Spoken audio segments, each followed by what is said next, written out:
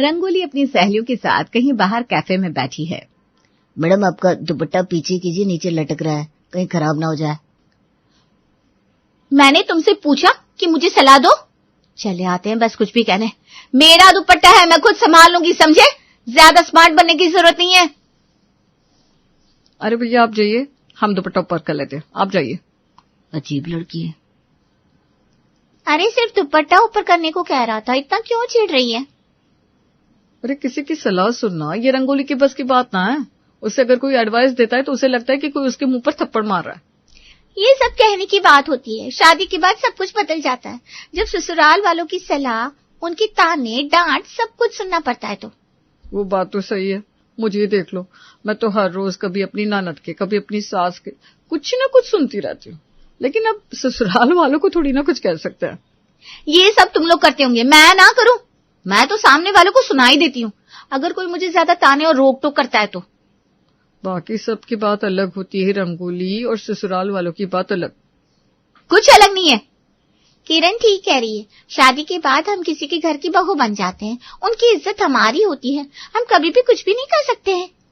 लेकिन तुम दोनों की सास तो वैसे भी काफी तेज है, तुम दोनों उसे कुछ कहती क्यों नहीं हो? मैं तुम्हारी जगह पर होती तो कब का उन्हें ठीक कर चुकी होती। ठीक नहीं कर चुकी होती, कई सारे झगड़े कर चुकी होती अब तक।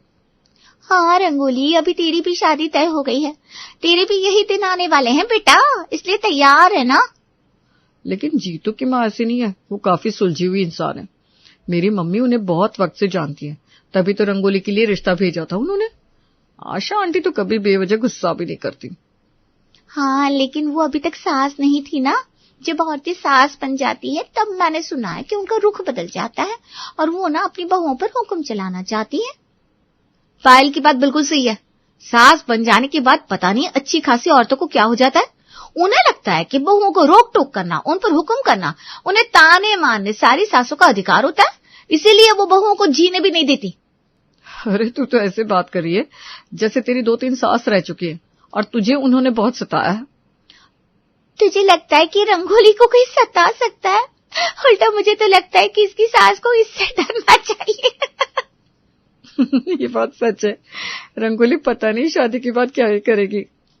ऐसा कुछ नहीं है, अगर कोई मेरे साथ सही से पेश आता है तो मैं कुछ नहीं कहती हूँ, लेकिन अगर मुझे किसी ने ताने मारने की कोशिश की तो फिर तुम लोगों को मेरा पता है। अब तो वक्त ही बताएगा कि सास बहू से डरती है या कहीं ऐसा ना हो कि इस बार रंगोली ही अपनी सास से डरने लगे। आप रंगोली से तो मिल चुके और उसे देखकर आपको समझ में आ गया होगा कि वो किस खेत की मूली, या फिर मैं ऐसा कहूं कि वो किस खेत की तीखी मिर्ची है। अब उसकी शादी के बाद ससुराल वालों का क्या होता है वो देखने वाली बात है। तो चलिए ना, हम सब साथ में देखते हैं। रंगोली की विदाई हो रही है। अरे शांति, अब बस भी कर, इतना नहीं रोते। अब अपनी बेटी की विदाई में कितना रोना है वो भी आप बताएंगी मेरी माँ को। रंगोली बेटा ऐसा नहीं बोलते। अरे बेटी की विदाई हो रही है तो रोएंगे ही ना सब, उसमें इनको दिक्कत है? आप क्या चाहती हैं कि अब मेरी मम्मी रोए भी ना, या कितना रोना है ये आपसे पूछकर रोए? पता नहीं कहां से चले आते हैं ऐसे मेहमान। मैंने तो पहले ही कहा था इन सबको बुलाने की कोई जरूरत नहीं है। अरे इसे चुप कराओ शांति, क्या क्या बोल रही है ये लड़की।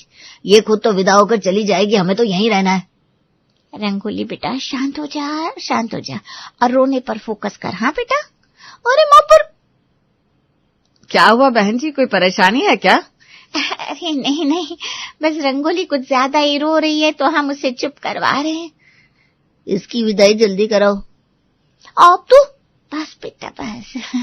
अब जाओ, देखो तुम्हारे ससुराल वाले इंतजार कर रहे हैं, जाओ बेटा। हाँ बहन जी, इसे लेकर जाइए, इससे पहले कि यहाँ भी झगड़ा कर दे। हाँ बिल्कुल, रंगोली की चिंता मत करिए, हम इसे कोई भी परेशानी नहीं होने देंगे। अरे ध्यान तो आपको रखना पड़ेगा क्योंकि आपको बड़ी तकलीफ होने वाली है।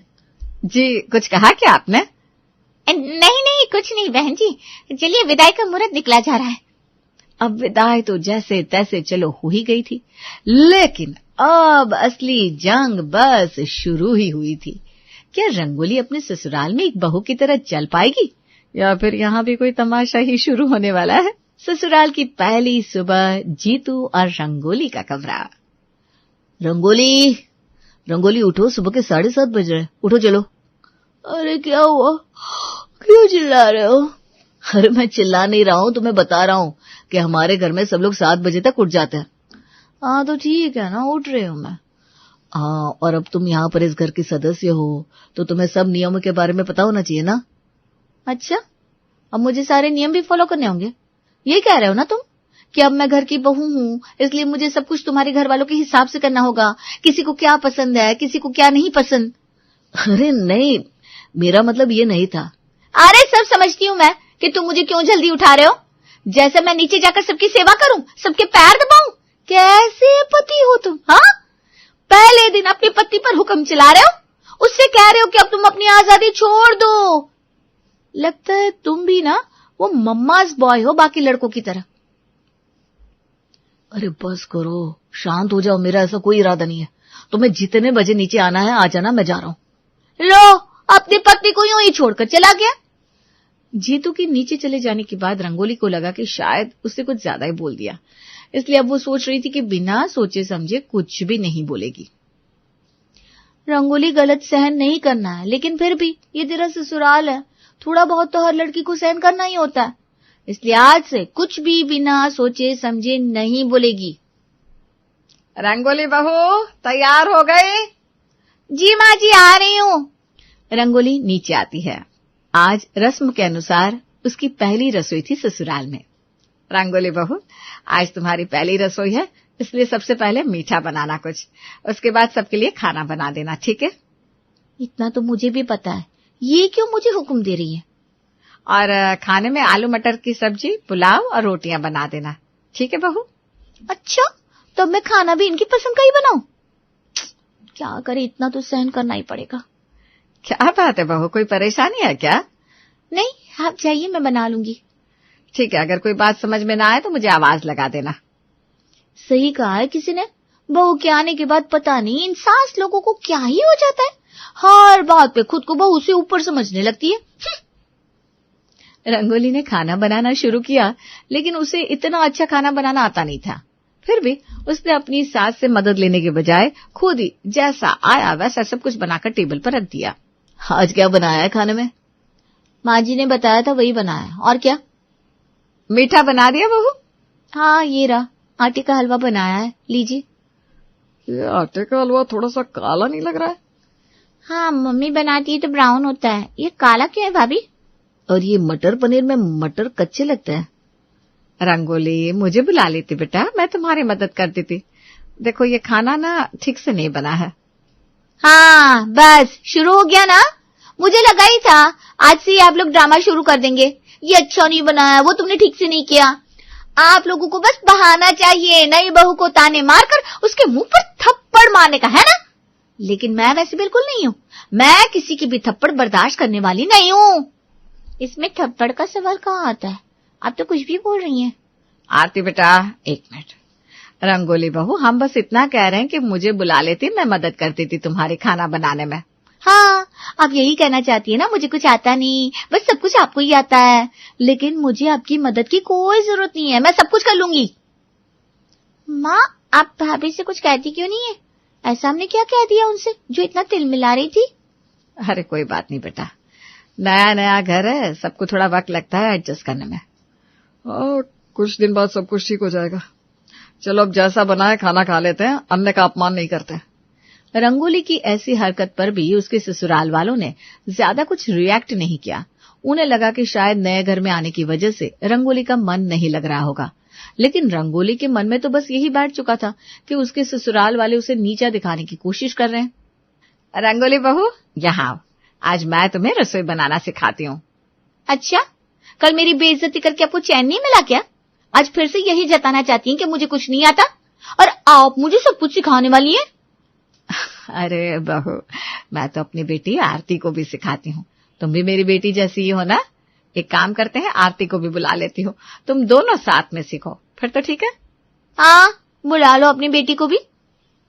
आरती, यहाँ आना रसोई में, और देखो आज मैं क्या सिखाने वाली हूँ। आई माँ। अब देखो, आज हम रोटियां बनाना सीखते हैं कि कैसे रोटियां फूली फूली और नरम बना सकते हैं, ठीक है? पहले हम आटा लेंगे, फिर उसे इस तरह से गोल बनाएंगे। याद रहे, रोटियां हमेशा गोल ही रखनी है। क्योंकि इससे ही एक गृहिणी की पहचान होती है। ठीक है माँ, लाओ माँ, हम भी कोशिश करते हैं अभी। हाँ लाओ माँ, देखो मेरी रोटी कैसे गोल गोल और नरम बनी है, बिल्कुल आपकी तरह ना। इसका मतलब मैं एक अच्छी गृहिणी बन सकती हूँ। अरे वाह आरती, तुम तो एक बार में ही सीख गई। शाबाश बेटा। रंगोली बहू, तुम भी कोशिश करोगी तो बन जाएगी। अच्छा, अब मैं समझी। आप दोनों मिलकर मेरा मजाक बना रही है ना, क्योंकि आपकी बेटी की रोटी बन गई गोल गोल और मेरी नहीं बनी, तो आप दोनों मुझ पर हंस रही है ना, कि मुझे कुछ आता नहीं। आता तो मुझे भी नहीं है भाभी, लेकिन मैं कोशिश करती हूँ सीखने की। आपकी तरह नहीं कि हमेशा दूसरों पर चिल्लाती रहूं। एक तो माँ आपको सिखा रही है, ऊपर से आप उनको दोष दे रही हैं। अब तुम मुझे सिखाओगी कि कैसे बात करते हैं? इस घर में जब से मैं आई हूं ना, आप लोग मेरा मजाक बना रहे हैं, मुझे ताने मार रहे हैं, और तुम हो कि मुझे सिखा रही हो कि कैसे बात करनी चाहिए। आपको किसी ने ताने नहीं मारे हैं। आपको काम नहीं आ रहा तो बस सब लोग आपसे कह रहे हैं कि आपको नहीं आता, लेकिन आपको तो उसमें भी कलेश करना है। आरती, रंगोली, बहुत हो गया, बस करो अब मुझे क्यों कह रही है? इससे कहिए, इससे शुरुआत कीजिए।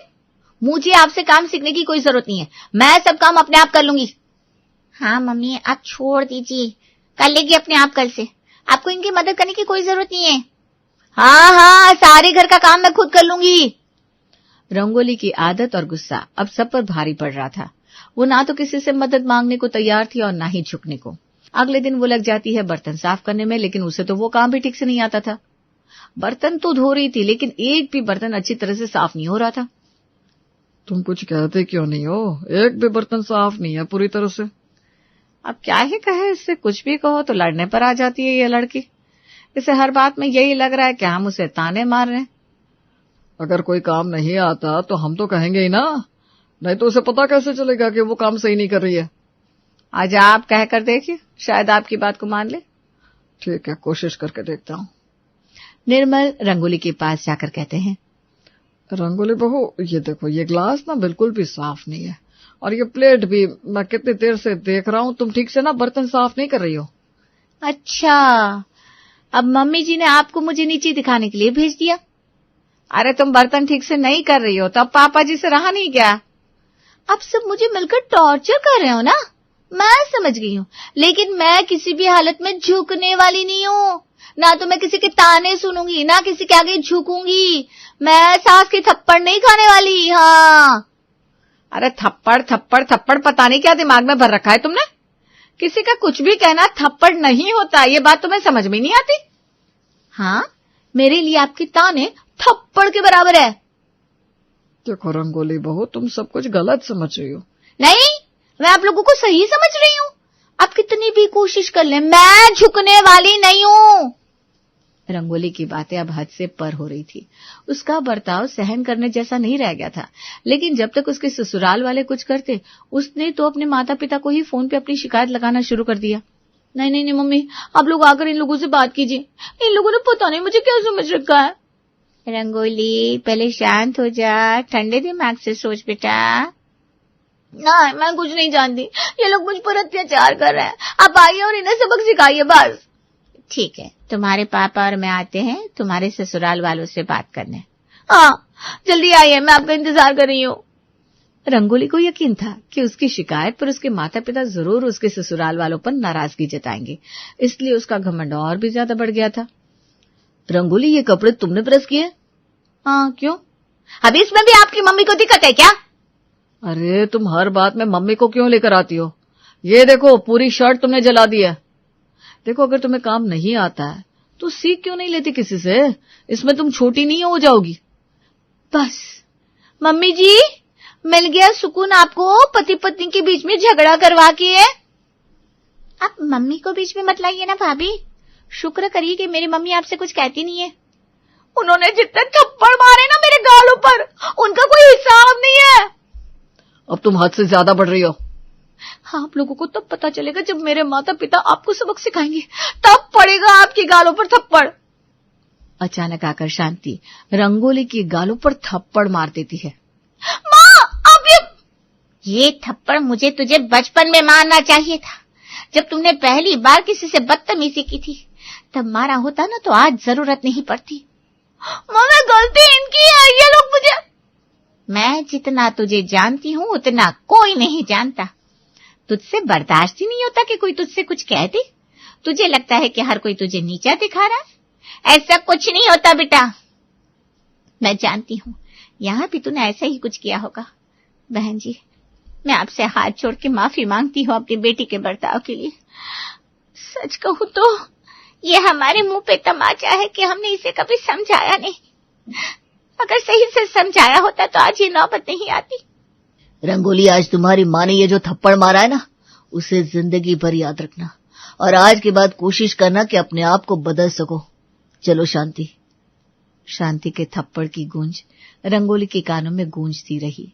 शायद उसके मन के बदलाव के लिए ये थप्पड़ बहुत जरूरी था। सलोनी बहुत ही सीधी और भगवान को मानने वाली थी, लेकिन उसकी सौतेली माँ उसके सीधेपन का फायदा उठाती थी और उस पर बड़े अत्याचार करती थी। जरा सी चूक हो जाने पर उसकी खूब पिटाई करती। अरे सुनते हो, कोई लूला लंगड़ा देख इसकी शादी तय करो और इसे इस घर से बाहर का रास्ता दिखाओ।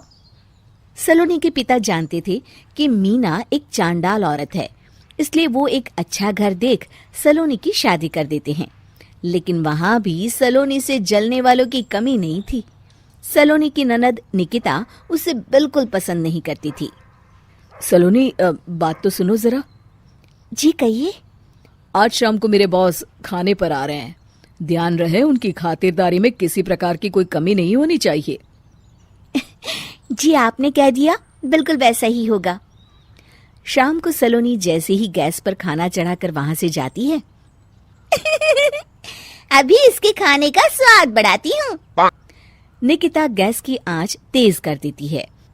थोड़ी देर में देखते ही देखते सारा खाना जल जाता है और पूरे रसोई घर में चारों तरफ धुआं फैल जाता है। अब आएगा मजा। माँ जल्दी आओ, यहाँ देखो सलोनी ने किचन में आग लगा दी। अरे तेरा सत्यानाश हो, कल मुही तूने ये क्या कर दिया? सलोनी की सास उसे बहुत डांट फटकार लगाती है। तभी मोहन अपने बॉस के साथ घर में प्रवेश करता है। अरे भाई मोहन, ये क्या तुम्हारे घर का क्या हाल हो रखा है? लगता है खाना जल गया है। चलो खाने का प्रोग्राम कैंसिल करो, मैं अपने घर जाके खा लूंगा। सर, दरअसल सर मुझे माफ कर दीजिए। अरे कोई बात नहीं, घरों में ये छोटी मोटी बातें होती रहती है। मैं समझ सकता हूँ, फिक्र मत करो, मैं नाराज नहीं हूँ और इस बात का तुम्हारे प्रमोशन पर भी कोई असर नहीं पड़ेगा। चलो अब चलता हूँ मैं। बॉस के जाते ही मोहन सलोनी पर भड़क उठता है और उसे खूब खरी खोटी सुनाता है। भगवान, मेरी माँ तो कहती थी कि अच्छे लोगों के साथ हमेशा अच्छा होता है, फिर मेरे साथ ही बुरा क्यों होता है? आखिर मेरी गलती क्या है? तभी आकाशवाणी होती है। बेटी, अब तुम्हें कोई दुख नहीं दे पाएगा।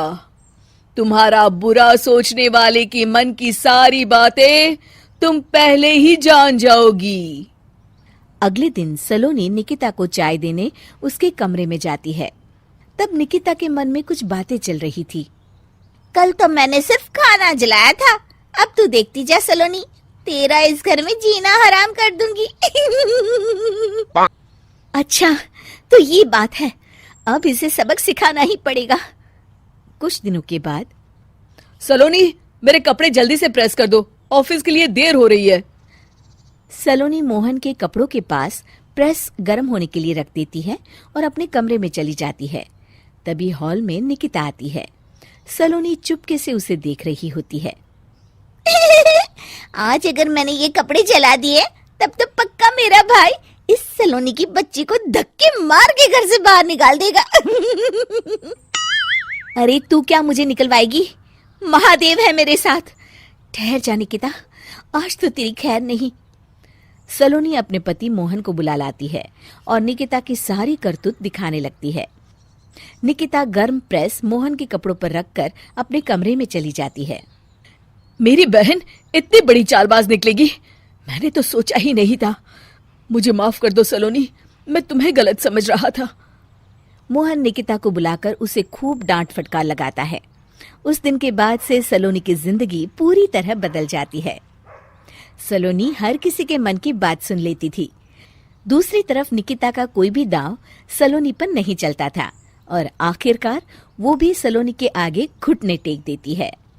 फिर एक दिन सलोनी की सास की सहेली ममता अपनी बहू कविता के साथ वहां आती है। कविता मन ही मन कहती है, अरे ये बुढ़िया पागल है जो मुझे यहाँ लेके आ गई। कहाँ मैं अपनी किटी पार्टी छोड़ के इसके साथ यहाँ मरने आ गई। पता नहीं कब तक इसे झेलना पड़ेगा। अरे ये जल्दी मरे और इसकी सारी जायदाद मेरे नाम हो जाए। सलोनी कविता की सारी बातें सुन लेती है। अरे कविता, तुम अपनी सास की जायदाद के लिए उन्हें झेल रही हो और उनके मरने का इंतजार कर रही हो। ये तो गलत बात है। सलोनी की बात सुनकर कविता बिना देर किए कहती है, अरे ये तुमने कैसे सुन लिया? ये सारी बातें तो मैं अपने मन से बोल रही थी। तुमने कैसे सुन लिया? बस फिर क्या था, ये सुनते ही कविता के बगल में बैठी उसकी सास उसकी चोटी पकड़ लेती है। क्यों रे कलमुही, तू मेरे बारे में ये सब सोचती है? मम्मी जी मुझे माफ कर दीजिए। बड़ी आई मेरी जायदाद लेने वाली।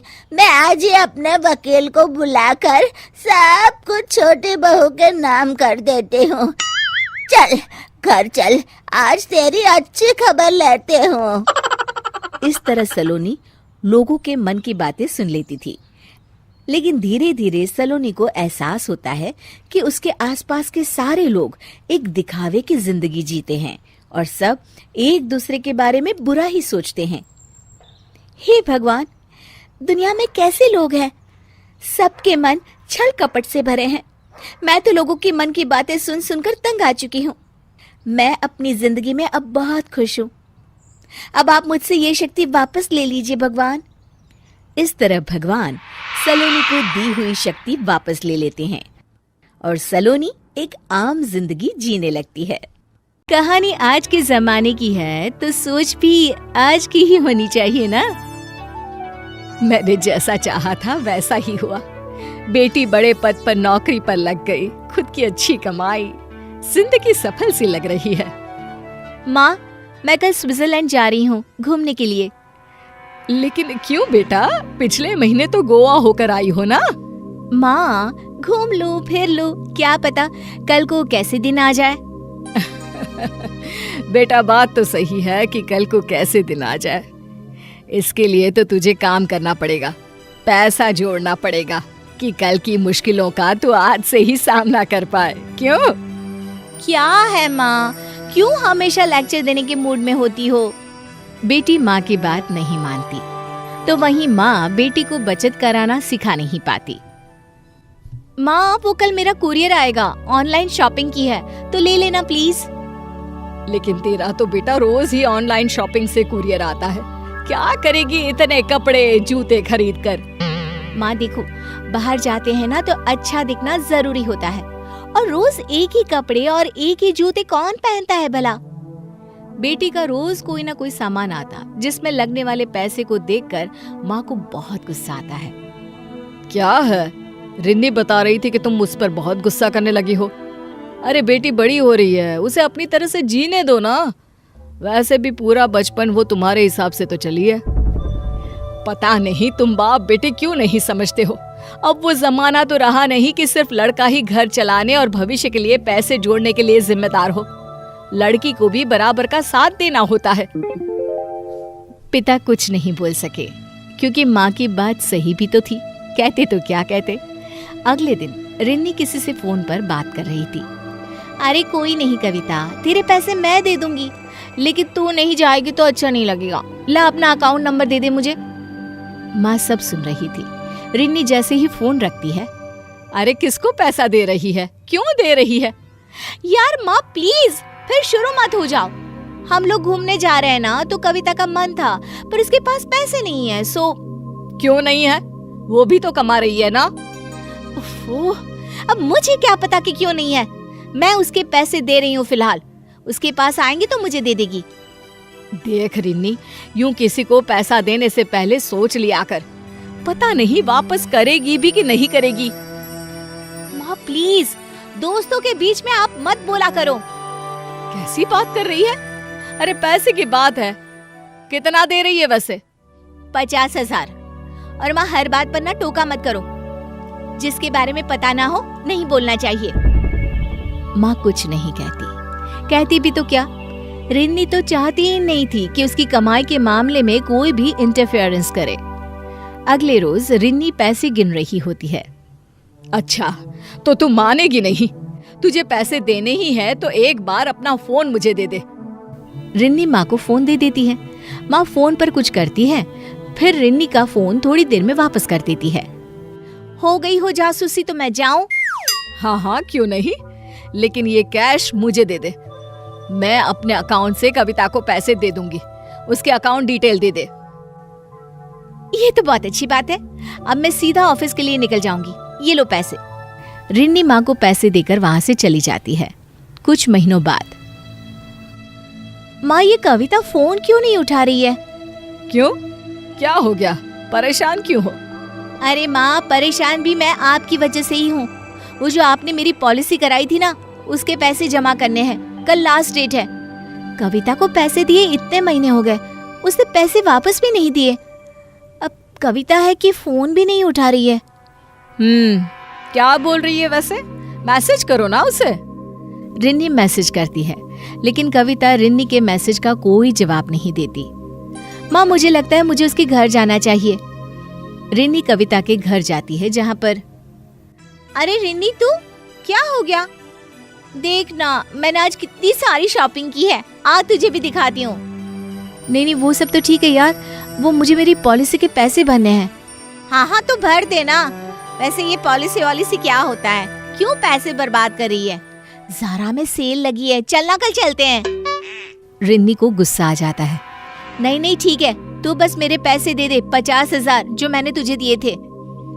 कविता रिन्नी की बात सुनकर जोर से हंसती है। पैसे? पागल हो गई है, मुझे कब पैसे दिए तूने? ये सुनकर तो मानो रिन्नी के पैरों तले जमीन खिसक जाती है। रिन्नी रोने लगती है।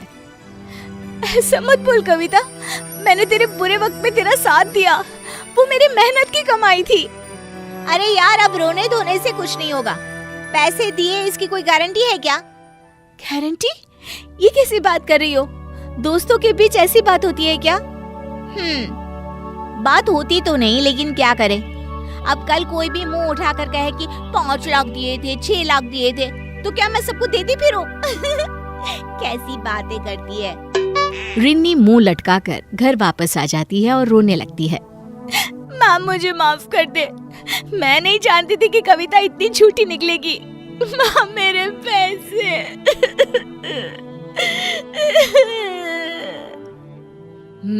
तो ये बात है। क्या कहा उसने तुझसे?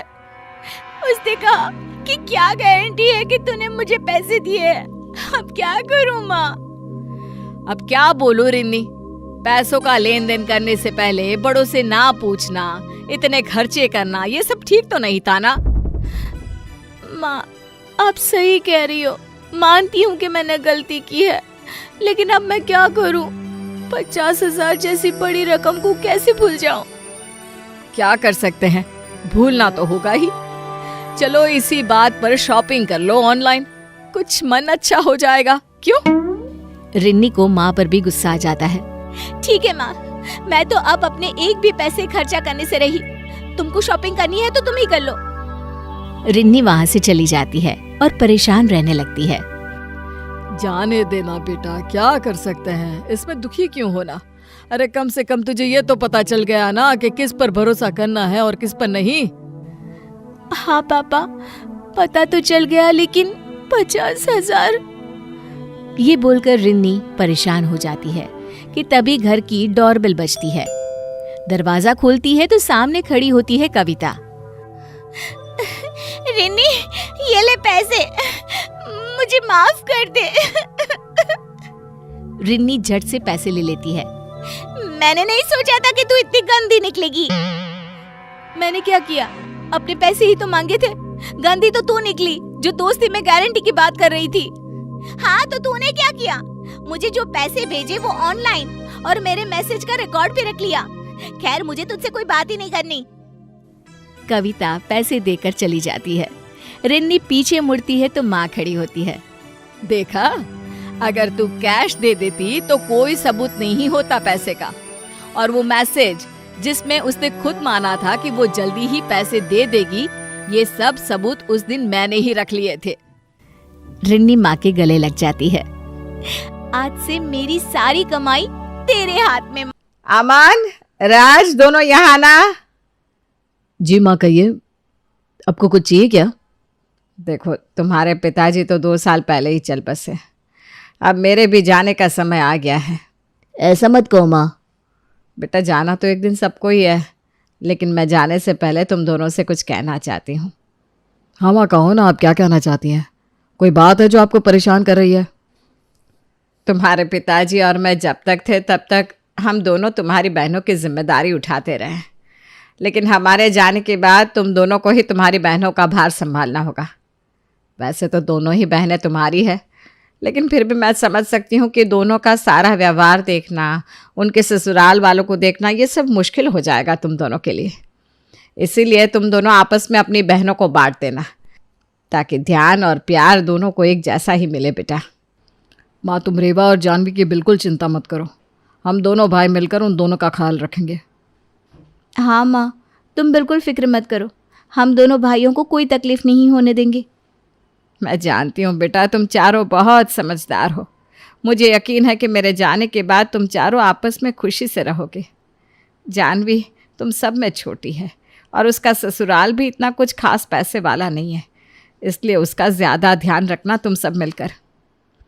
जी माँ, हम सब मिलकर जानवी का ख्याल रखेंगे, आप फिक्र मत करो। माँ, तुम चिंता मत करो, मैं जानवी की बड़ी बहन होने के नाते उसका हमेशा ख्याल रखूंगी। मुझे अपने बच्चों से यही उम्मीद थी। अब मैं चैन से ईश्वर के घर जा सकती हूँ। रागिनी ने अपने बच्चों से जो कुछ भी कहा, उसके बाद उसके मन से बोझ हल्का हो चुका था, और उसके बाद उसने फिर से आंखें नहीं खोली। रेवा और जानवी अपनी माँ के जाने से बहुत दुखी हो चुके थे, लेकिन रेवा बड़ी होने के नाते उसे संभालने की कोशिश कर रही थी। दीदी, माँ के जाने के बाद बहुत अकेला अकेला से लग रहा है, जैसे इस घर में हमारा कोई अपना हो ही नहीं। ऐसा नहीं कहते जानवी, मैं हूं ना तुम्हारी बड़ी बहन, तुम ऐसा क्यों कह रही हो? पापा के जाने के बाद माँ ही तो थी जिससे हम अपने दिल की बात करते थे, लेकिन अब वो भी हमें छोड़कर चली गई। जानवी, एक दिन सबको जाना ही होता है। जानवी दीदी सही कह रही हैं। लीजिए, थोड़ा सा पानी पी लीजिए। और आप अकेली क्यों हैं? मैं और भाभी भी है ना आपकी देखभाल करने के लिए। हाँ जानवी, ऐसा क्यों कह रही हो तुम?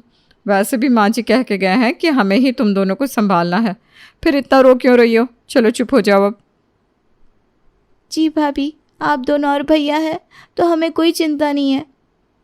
वैसे आप दोनों ने सोच लिया है कि किसे किस भाई के पास रहना है? कविता भाभी, अभी ये समय नहीं है ऐसी बातें करने का। अरे हाँ, मैं कहाँ कुछ कह रही हूँ। आप दोनों आराम से सोच लीजिए, हम रात को बात करेंगे। दीदी, आप दोनों हमारी ननद है, आप चाहे किसी के भी हिस्से में आए, आप रहेंगी तो हमारी ही, इसीलिए बड़ी भाभी की बातों का बुरा मत मानिएगा। रेखा, मैं जानती हूँ कि कविता कैसी है, तुम परेशान मत हो, हमें बिल्कुल बुरा नहीं लगा। जी दीदी, मैं आप सबके लिए खाना बना देती हूँ, तब तक आप दोनों आराम कर लीजिए। ठीक है। कविता भाभी को इतनी क्या जल्दी है हम दोनों को बांटने की? अरे तुम्हें पता है ना उनका स्वभाव कैसा है, उन्हें दूसरों पर खर्चा करना पसंद नहीं है। दीदी, आपने क्या सोचा है? आप अमन भाई के पास रहेंगी या राज? वही मैं सोच रही थी। अमन का बिजनेस अच्छा चल रहा है, उनके पास पैसों की कमी नहीं है, और मेरे ससुराल वालों के पास भी काफ़ी पैसा है, इसलिए उन्हें ज़्यादा लेन देन भी नहीं करनी पड़ेगी, तो मैं राज के पास चली जाती हूँ। हाँ, राज भैया की भी मदद हो जाएगी इससे। हाँ, तुम अमन भाई के हिस्से में आओगी तो तुम्हारे ससुराल वालों का लेना देना वो अच्छे से संभाल लेंगे और तुम्हें मदद भी कर देंगे। जी दीदी।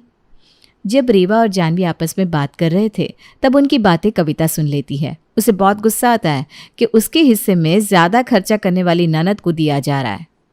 अच्छा, तो ये दोनों बहनें मिलकर मेरे पति की जेब खाली करने की कोशिश कर रही हैं।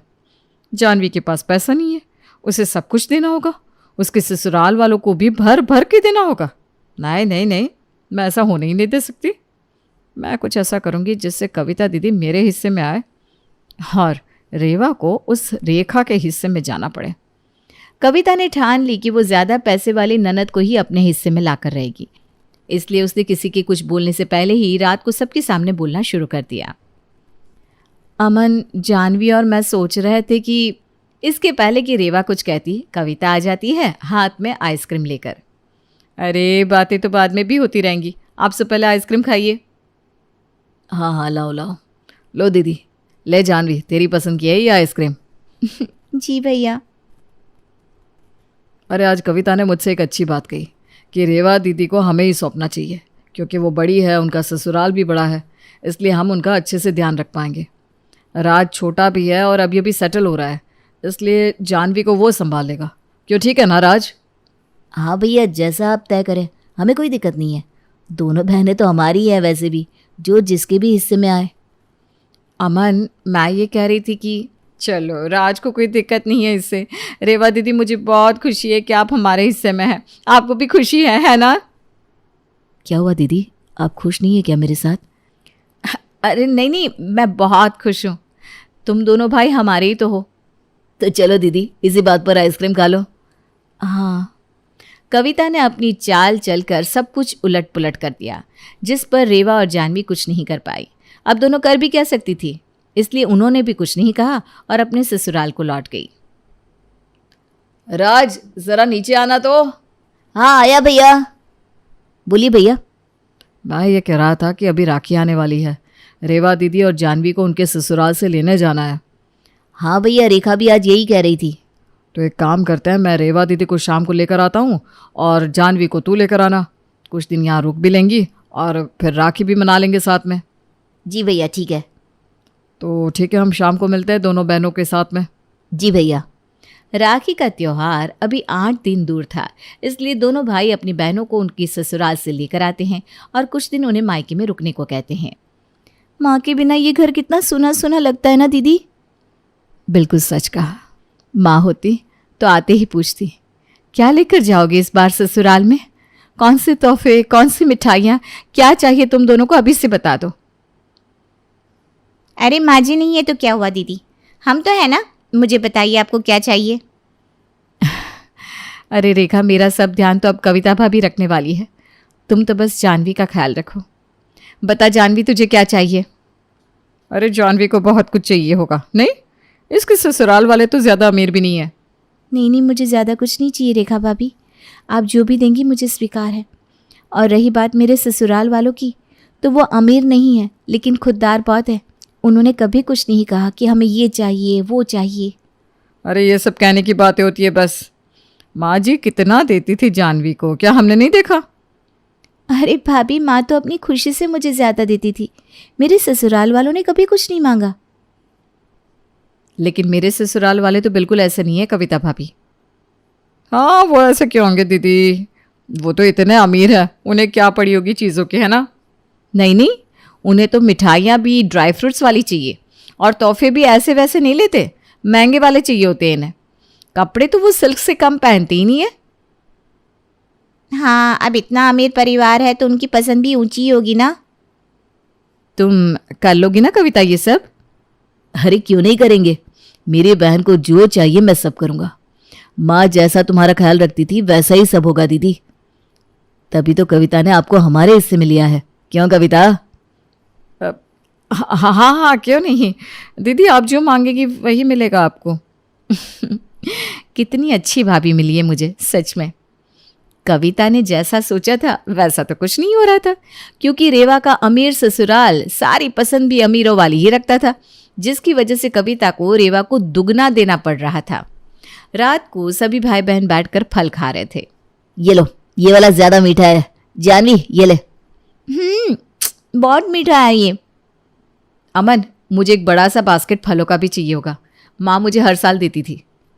फल? आजकल फल कितने महंगे हो गए। तो क्या अमन, मुझे फलों का बास्केट नहीं मिलेगा?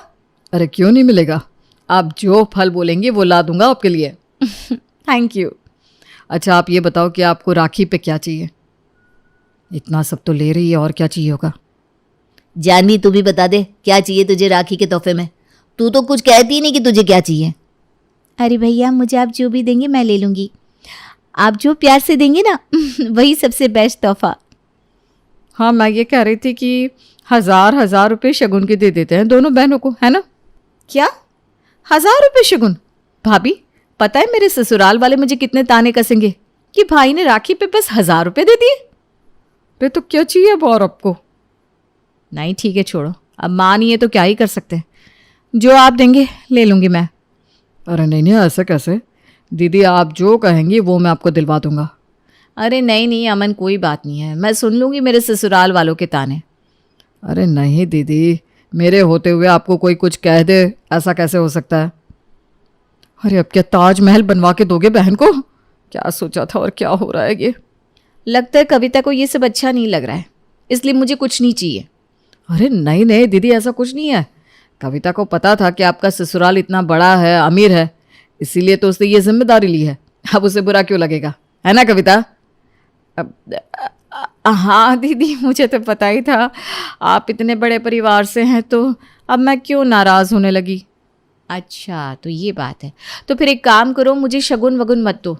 हाँ सही है ना, आजकल शगुन कौन लेता है हाँ शगुन नहीं चाहिए मुझे, तुम एक काम करना, मेरे लिए सोने की बालियाँ बनवा देना बस। क्या कम लग रहा है क्या सोने की बालियाँ? तो सोने की अंगूठी बनवा दो, चलेगा? हाँ कविता बोलो ना, बालियाँ कम हो तो फिर मैं अंगूठी बनवा देता हूँ। अरे नहीं नहीं बालियाँ सही है, और कुछ ज़रूरत नहीं है, बस बस मुझे तो चक्कर आ रहा है। जानवी मैं तेरे लिए सोने का तो कुछ नहीं ला सकता, लेकिन तू कहे तो कुछ और बड़ा सा दिलवा देता हूँ। अरे नहीं भैया, मुझे ज़रूरत भी नहीं है, आप तो मुझे शगुन ही दे दीजिएगा, मुझे कोई परेशानी नहीं है। हाँ राज, रेवा के घर में उसे कोई कुछ नहीं कहता, उसके ससुराल वाले चाहे अमीर नहीं है लेकिन दिल के बहुत साफ है, उसके पति भी उसे कुछ नहीं कहते, तू चिंता मत कर, तू उसे शगुन दे दे और अमन मुझे सोने की बालियाँ दिलवा देगा। हे भगवान, अब तो मैं रो भी नहीं पा रही हूँ। सोने की बालियाँ ननद को, और वो रेखा, वो तो 1000 रुपये में ही आज़ाद हो गई। कविता को अब समझ में आ रहा था कि दोनों बहनों ने जो फैसला लिया था वो कितना सही था, लेकिन उसने अपने लालच के चलते अपनी ही पैर कुल्हाड़ी मार ली थी। रेखा तुमने आज क्या बनाया है खाने में जानवी के लिए? अरे भाभी, जानवी तो मुझे कुछ करने ही कहाँ दे रही है, खुद खाना बना रही है किचन में। कह रही थी मैंने बहुत सारी अलग अलग डिशेस सीखी है, वो राज भैया को खिलाऊंगी। अरे वाह, जानवी तो काफ़ी समझदार हो गई है, और एक रेवा दीदी है कब से बिस्तर पर बैठी है और हुक्म चला रही है। कविता जूस बना कि नहीं? देखा, वो क्या है ना भाभी, उन्हें घर के काम करने की आदत नहीं है ना, उनके घर में तो नौकर चाकर ही काम करते हैं, इसलिए शायद। हाँ मेरे खानदान में तो ऐसा ही होता है। अब मेरा जूस, कविता कहाँ हो तुम? अब ला रही हूँ दीदी। कहाँ फंस गई हूँ मैं? आई दीदी। कविता पूरा दिन रेवा की चाकरी में लगी रहती, और दूसरी तरफ जानवी, जिसे कविता ने कभी प्यार नहीं किया, वो रेखा के हर काम में उसका हाथ बटाती थी। अमन भाई, आज मैंने दाल बनाई है, आप चेक कर देखिए ना कैसी बनी है। हाँ लाला मैं खाता हूँ। कविता तुमने आज पनीर बनाया कि नहीं? हाँ दीदी ये रहा पनीर। और करेले?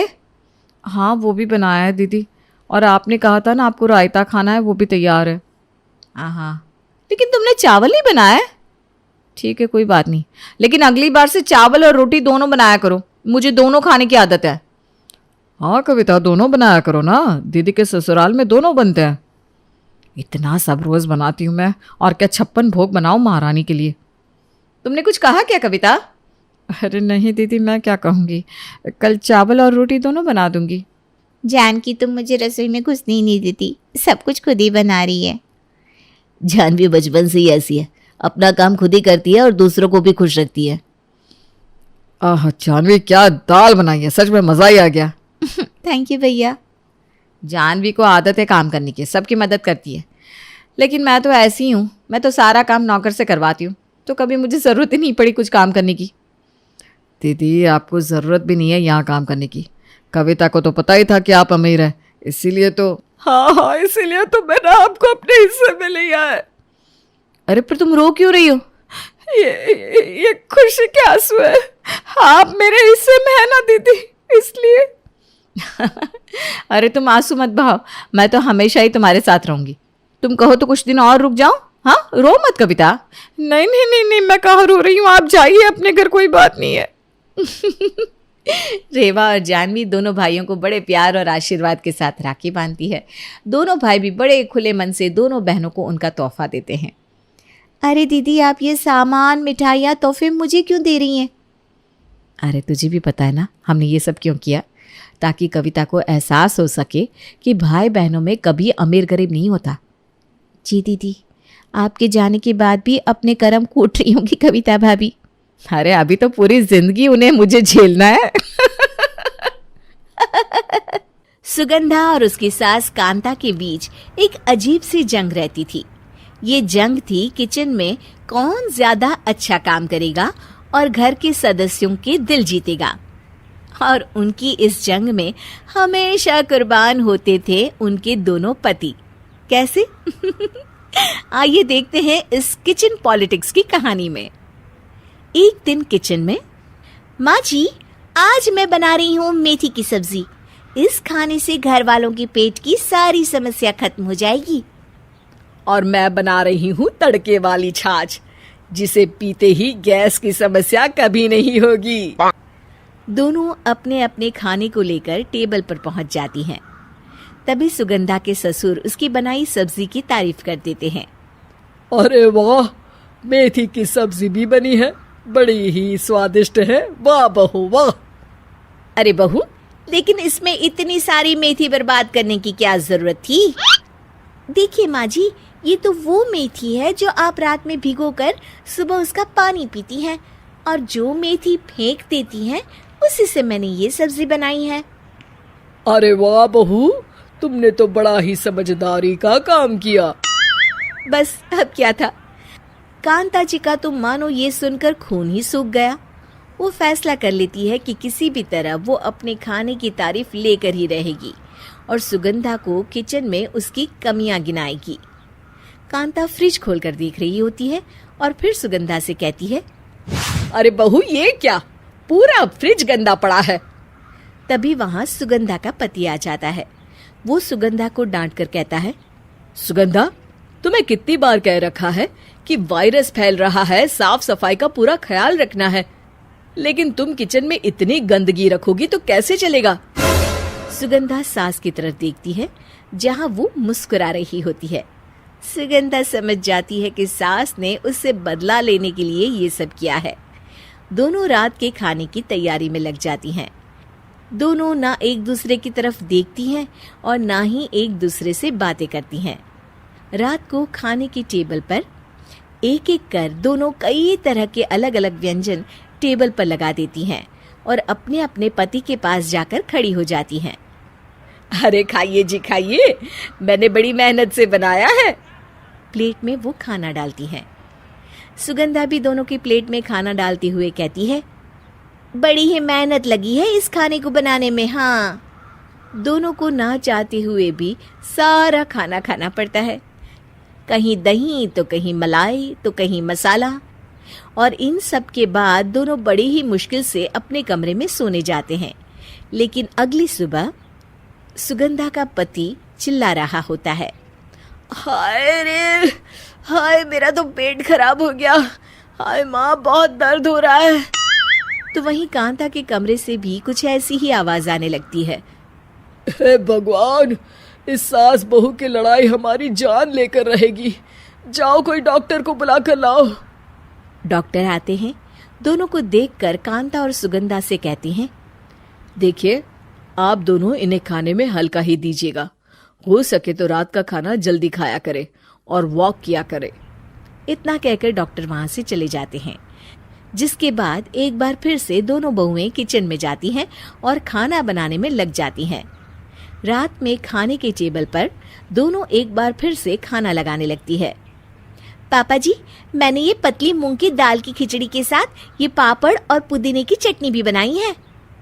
अरे बहू, अभी अभी बेचारे पेट की बीमारी से गुजरे हैं, इतना भारी खाना तो डॉक्टर ने भी मना किया है ना। देखिए, मैंने आप दोनों के लिए सूप बनाया है। और दोनों उन लोगों की प्लेट में खाना डालने लगती हैं। तभी दोनों एक साथ बोल पड़ते हैं, बस करो, हमें माफ करो, हमें नहीं खाना इस घर में, ना खिचड़ी और ना ही सूप। हम इंसान हैं, एक वक्त में एक ही खाना खा सकते हैं। बस करो, हमें माफ करो, हमें नहीं खाना इस घर में, ना खिचड़ी और ना ही सूप। हम इंसान हैं, एक वक्त में एक ही खाना खा सकते हैं। इतना कहकर वो दोनों वहां से चले जाते हैं। कहानी का अंत। आप लोग उम्मीद कर रहे होंगे कि अंत में सब ठीक हो जाएगा। नहीं जनाब, अगर सास बहू के बीच सब ठीक हो जाए तो आप ये सीरीज देखे ही क्यों? तो मजा लीजिए इस चैनल में सास बहू से जुड़ी कहानियों का, क्योंकि ये ऐसा रिश्ता है जिसकी मिठास उसकी खटास में हमेशा ज्यादा ही रहती है।